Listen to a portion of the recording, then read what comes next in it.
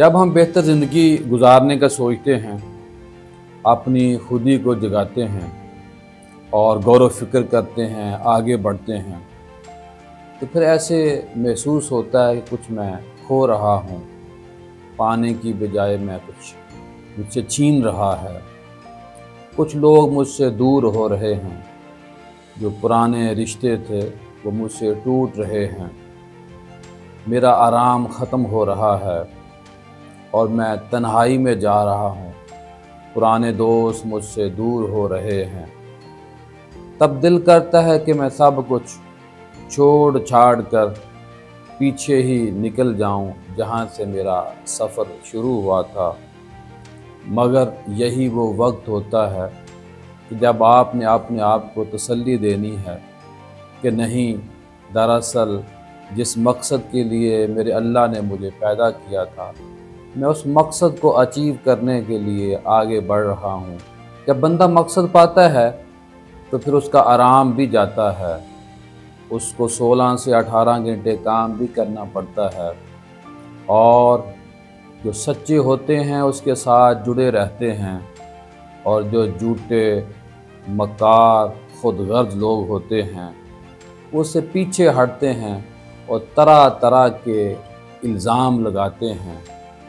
उसको डिस्कस किया जाता है कि भाई ये ऐसे था, ये वैसे था, लेकिन ये वही वक्त होता है कि तुम असल में उस मकसद को अचीव करने जा रहे हो जिस मकसद के लिए आपको अल्लाह ने पैदा किया था। जब तुम शऊर पकड़ोगे तो जहालत आपसे दूर जाएगी। ये सब नुकसान लगता है, हालांकि यही असल तरक्की होती है।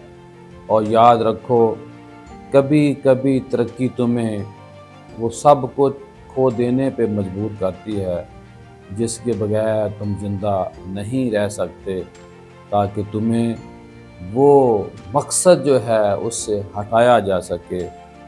आइए अहद करें कि जब तुम तन्हाई महसूस करो, आगे बढ़ो, जब आप कामयाब हो जाएंगे तो वही लोग जो तुमको बातें करते थे वो आपके अपने रिश्तेदार भी हो सकते हैं, वो दोस्त भी हो सकते हैं, वो पुराने आपके स्टाफ मेंबर भी हो सकते हैं।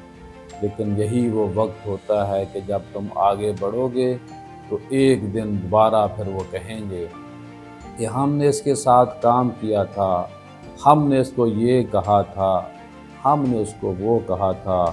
क्योंकि सियाने कहते हैं कि जो जीत जाता है, जो फतह याब हो जाता है, जो कामयाब हो जाता है, उसकी कामयाबी के अंदर कई लोग अपना हक समझते हैं। सियाने कहते हैं कि जो शिकस्त खुर्दा कौम होती है, जो जंग हारी हुई कौम होती है, हारी हुई कौम के साथ कोई खड़ा नहीं होता। वही लोग जो आपकी तरक्की में कहते हैं कि हमने इसे ये बताया, ये सिखाया, ये कहा, लेकिन जब तुम हारते हो तो फिर उस वक़्त कोई ये नहीं कहेगा कि हमारी इसकी हार के अंदर हमारा भी कसूर है। इस बात का मकसद ये है कि मैंने और आपने पीछे नहीं देखना, आगे ही बढ़ना है।